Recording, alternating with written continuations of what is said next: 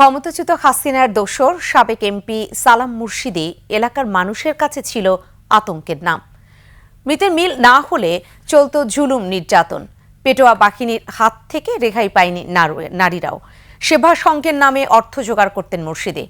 স্ত্রীসহ করতেন মনোনয়ন ও নিয়োগ বাণিজ্য।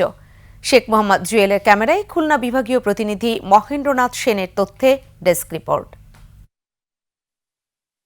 রূপসার আমদাবাদ গ্রামের রেখা পারভিন। সালাম মুর্শিদির নাম শুনলে এখনো আঁতকে ওঠেন তিনি।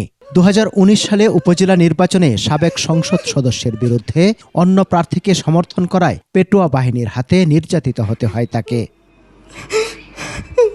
শুধু রেখা নন, ভিন্ন মতের অনেককে নির্মম নির্যাতন করা হয়েছে, ভেঙে দেয়া হয়েছে হাত পা।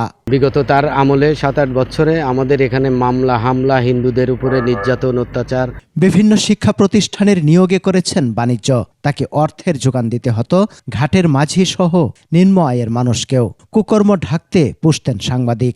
লিখিত পরীক্ষা ফার্স্ট হয়েছিল, তো সেই ছেলেটাকে চাকরি দেওয়া হয় নাই, কিন্তু বড় অঙ্কের বাণিজ্য এখানে করে নাকি আর একটা ছেলেকে চাকরি দেওয়া হয়েছে। মোটর শ্রমিক সব জায়গাতে চাঁদা আদায় করে শিবা সংঘ নাম করে একটা প্রতিষ্ঠান ছিল, সেই শিবা সংঘ জমা হতো। এখানে কিছু তার বেতনদারী সাংবাদিকরা ছিল, তারাই তার এই সাফাই করত। বিএনপি থেকে আসা এই সাবেক সংসদ সদস্য ক্ষমতাচ্যুত হাসিনাকে খুশি করতে রেলওয়ের সম্পত্তির উপর গড়ে তোলেন আশ্রয়ন প্রকল্প। প্রকল্পের ঘর স্থানান্তর না হলেও মুর্শিদি হাতিয়ে নেন অর্থ। এই প্রকল্প বাংলাদেশের কোথাও রেলের জায়গায় হয়নি। রেলের জায়গায় হওয়ার কারণে কিন্তু এটি আজকের দিনটি পর্যন্ত হস্তান্তর হয়নি। স্থানীয় নির্বাচনে অর্থের বিনিময়ে ফল পাল্টে দিতেন তিনি। এই প্রার্থী হিসাবে ওনারা মনোনয়ন দেওয়ার কারণে মুজিবর ভাইয়ের হাত থেকে উনি 30 লক্ষ টাকা মনোনয়নের জন্য নিয়েছে, আর ও পাশে ওনার স্ত্রী হাবিবের কাছ থেকে 50 লক্ষ টাকা নিয়েছে। সালাম মুর্শিদির অপকর্মের অন্যতম সহযোগী তার স্ত্রী শারমিন সালামকেও বিচারের আওতায় আনার দাবি এলাকাবাসীর।